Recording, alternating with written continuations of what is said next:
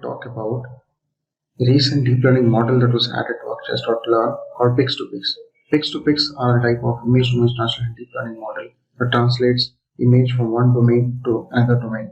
So that's why it's called Pix2Pix, pixel to pixel. So here you can see that there is a DSM, which is one domain of grayscale imagery, and it is another is predicted corresponding RGB imagery. Here you could see how the model has beautifully translated from one domain to another. So we will go into details about how this could be done and how this model does this, and how you could leverage ArcGIS.learn Pix2Pix model to get to this results. Let's go to the notebook.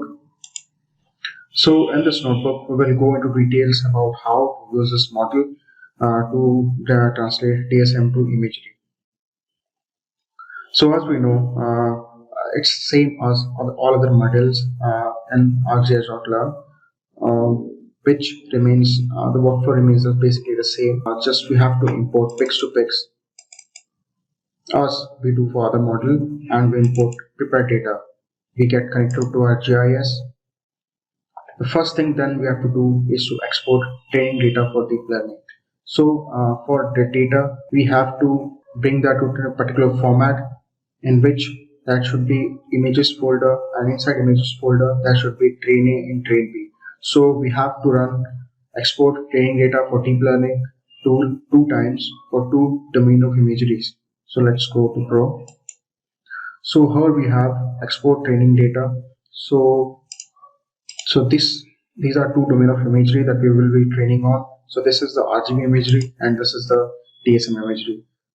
So we will take image and then we will export the data to the folder. We will keep the input raster, give the output folder, and we don't give any implicit input feature class or classifier cluster, as we don't want any labels for this, as we just want images. So for that we have export tiles.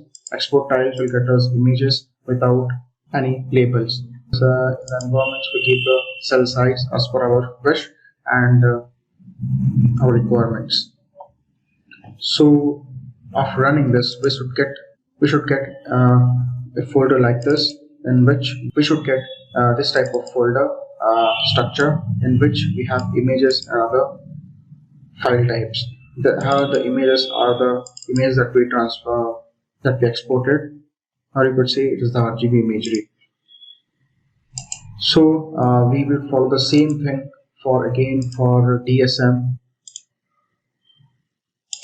and we will do the same thing.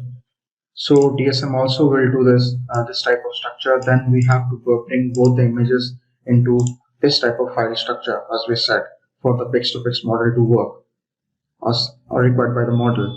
So the folder would look somewhat like this, in which we have images folder and we have train A and train B. Train A is domain A imagery and train B is domain B imagery. The train A should have images. It should be, how you can say, is the DSM, as we want to go from DSM to RGB. If you want to go from RGB to DSM, it's completely fine too. You just have to reverse the train A and train B folder. So here you could see it should be RGB imagery. So now the model, we expect the model to learn from going from train A to train B.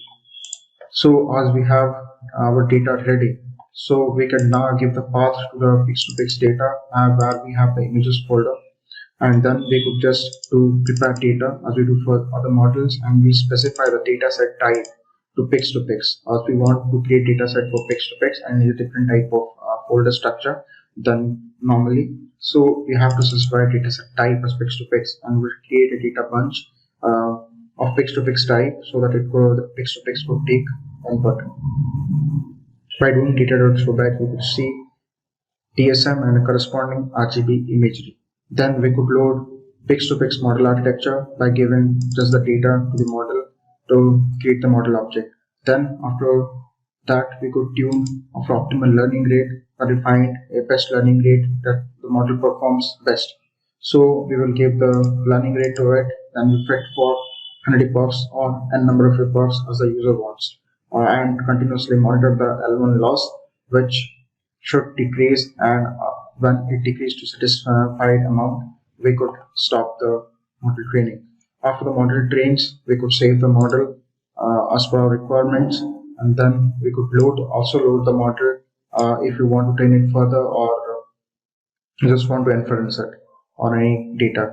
So we could then visualize the results on the validation data set, or you could see the ground truth versus the predictions. Here is the train A imagery and is the train B imagery, and this is the predicted train B imagery.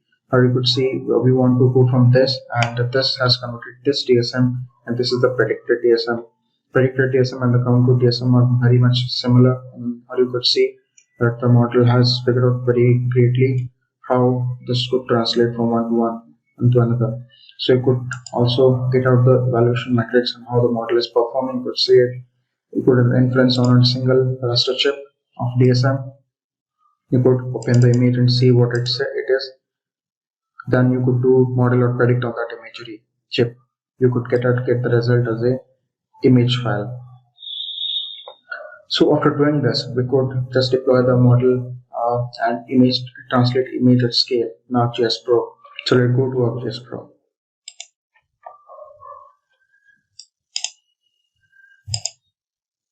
Or you could say, as we want to convert this DSM into its corresponding results, so we'll just take the input raster in the classified pixels using deep learning. Then we will give the output classified raster.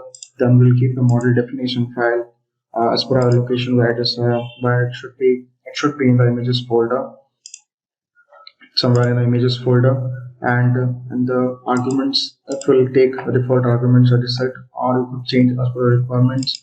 Then in the environments, it's generally the same cell size as the export training dataset when we gave the export training dataset.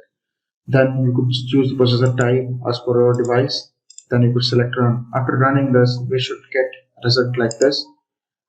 Here you could see the model has translated the DSM into its corresponding RGB with great amount of clarity, and you would clearly see the difference between both the two. I will also show real image that it was previously.